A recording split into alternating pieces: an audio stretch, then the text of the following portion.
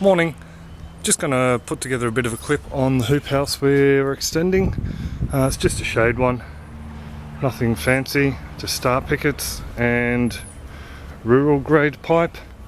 This morning I'm going to extend this section of it here by running a hoop from this post over to the gate here, which will encompass this bits of this mango tree, which we're going to try and keep some mangoes for ourselves because it's a Bowen mango. This is the massive one we chopped down last year, got it trimmed, so we'd like to save some of those fruit, and I figure if we can try and get them underneath the hoop, we might be able to save some from the flying foxes. Don't know about the possums, they're a bit smarter, but the flying foxes at least. Yeah, so we're going to put a hoop there and extend this bit of the shade out. Right, well, I've done the first part, which was to extend this bottom hoop, series of hoops, out to the line of the chicken pen. So hopefully when these guys hang down, some of these other guys will feed through. Sorry if that's out of frame. Some of these other guys will feed through gently, and we'll try and keep these flowers and mangoes when they form away from the bats. So now I need some supplies, so we'll go and organise a bit of a run down to a local hardware supplier and get some more of this top hat which we use. It's just my garden knife. Top hat which we use for the structure. Let's give it a bit of a wobble so you can see what it's like here. Just pretty secure. Yeah, so we've decided, Kira made an executive decision that we're actually going to run the hoop house down this way. So it'll go an arch over here, down to a post over there, and we'll run this hoop house down there. So it means a bit of fiddling around with the shade cloth, and I might have to buy a bit more of that as well, but we'll at least get the hoops in today and the bracing up. And I need to buy a sleeper to make some foundations for this fish tank, because there's going to be about a ton of weight in there, or close to a ton, 1,000 kilos of weight in there, so make up a bit of a base for that. And yeah, so that's pretty much all what I'm up to. The star pickets were driven in, so they were probably driven in round about 2 foot. What I've done to begin with is I zip tied all the pipe onto the star pickets, and that way we could move the pipe up and down through the zip tie and work out how high we wanted the roof and to make sure the 3 hoops were level. After that I drilled a hole through the pipe and then wired that on, which is pretty easy to see. The battens are all connected the same way except for the centre ones up there, slightly different, but these guys here have got 2 holes drilled through them, plus a screw which just holds them in place to begin with, and then the wires wrapped around and tied off nice and tight. With this larger 50mm, this is the larger 50mm pipe on the other house, and it's got nice thick walls, so those screws do a good enough job.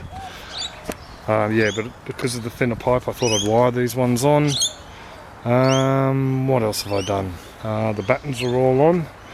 There's no batten here, as this is the entrance into the structure.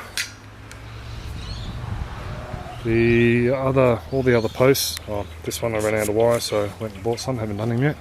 The centre, because it's the thinner pipe, it's only 1.5 inch, I'm using some of the pipe from the old clothesline we pulled down. So that's just wired in up there through one of the holes, keeps it all nice and strong, nice and firm. And down the bottom here, a couple of coach bolts just to keep it connected into the ground. This one here, same thing, bit of the old clothesline, except I had nowhere to connect it to down there. So I've just bolted it on. Whoops, where are we? Down further. Just bolted it onto the grow bed, ground a bit of the pipe out just to make it sit nicely there. So it's just bolted in there. I don't think that grow bed's going anywhere, especially if it's got a couple of 100 kilos of water in the bottom. So, and that one's also connected to the top. It's going to give us a bit more support too. Oh, where I have joined the battens, just show you my very messy pop riveting work.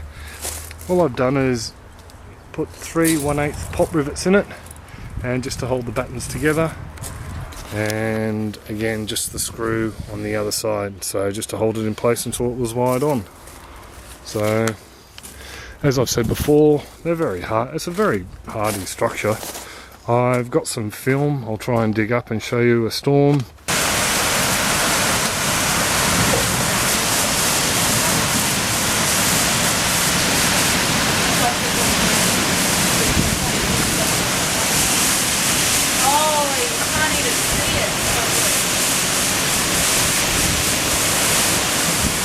Some people lost sheets of tin off their roof in that storm, and you wouldn't even know there was a storm if you were just looking at the shade house. So yeah, that's pretty much all how we build it.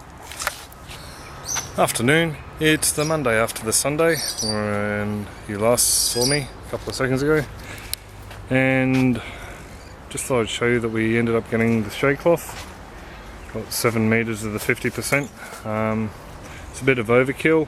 That end bit there is not needed in summer because, as you can see, it's probably about 3:30 at the moment, maybe closer to 4 in the afternoon, and the sun, I'm going to blind you, is up behind those trees. So me, the shade house is only really needed for probably till about 4 o'clock. The fish tank is set up. It does need another clean out, but it's in situ. It's sitting on the sleepers, so that's all nice and level, or fairly level. It will be double checked again with half filled with water, just to see what 500 kilos of water does to it. The other grow bed's going to sit there, and I'll just show you the other grow bed. Well, this is the stand for it. I've only got one of the cages on there at the moment, but that's approximately how far it'll be hanging out over the end. So I've got to come up with some idea, because there's going to be 2 on there. I'll be hanging over the end that far each. They're going to be filled with the same rock as is already on the ground down here. Starting to think seriously about the pipe in a paycheck's time. What I'm thinking of doing is, the pump will sit in, this can come off now, this was just stopping bits and pieces from the trees. The pump can sit in this corner down the bottom here and pump up around the side here into the fish tank. We will also have a hole for the fill pipe for this grow bed on this side, so it keeps it all nice and neat. Poly pipe will run it down the side of the bed and then up into that back corner over there. So that'll be the fill pipe for that system, and the pump filling the fish tank up. For the beds, it'll be along here. I was going to have, because there's 2 beds, I was going to have 2 pipes coming out of here. I was going to dedicate 1 set of pipe for each grow bed. So in theory, everything should get the same amount of water flowing through it that way. So I'll start off with 2, and I'll run them side by side here, and I'll go down under the gravel, up and fill the grow bed. One will fill it there, if you can imagine the setup here, and there'll be a pipe running down the side to fill the second one, and then they'll both flood back through a larger pipe that I haven't sort of worked out yet, down into the sump tank. When we get the 4th bed, sorry, down there,